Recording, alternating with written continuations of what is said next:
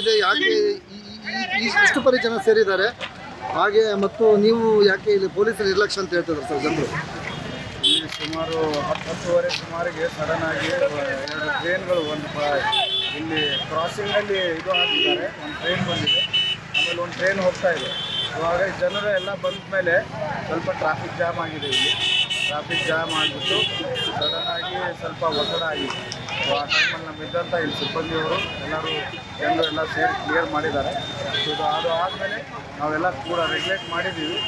So ಪೊಲೀಸರ ನಿರ್ಲಕ್ಷ್ಯ ಎಷ್ಟು ಕಂಡು ಬಂದಿಲ್ಲ, ಬಟ್ ಸಡನ್ನಾಗಿ ಫೋರ್ಸ್ ಜನರು ಜಾಸ್ತಿ ಬಂದ ಮೇಲೆ ರೆಗ್ಯುಲೇಟ್ ಮಾಡೋಕ್ಕೆ ಸ್ವಲ್ಪ ನಮ್ಮ ಈ ಪಾಯಿಂಟಲ್ಲಿ ಕಮ್ಮಿ ಆಗಿದ್ದಾರೆ. ಬೇರೆ ಕಡೆ ಎಲ್ಲ ಹೋಗಿದ್ದಾರೆ. ಸೊ ಎಲ್ಲ ಈ ಕಡೆ ಬಂದು ನಾವೆಲ್ಲ ಮತ್ತೆ ರೆಗ್ಯುಲೇಟ್ ಮಾಡಿದ್ದೀವಿ. ಎಲ್ಲ ಸುಸೂತ್ರವಾಗಿ ನಡೀತಾ ಇದ್ದೀವಿ. ಎಷ್ಟು ಜನ ಬಂದಿರ್ಬೋದು ಅಂತ ಯಾವುದು ಅಂದಾಜು ಭಕ್ತರು ಎಷ್ಟು ಜನ ಬಂದರು?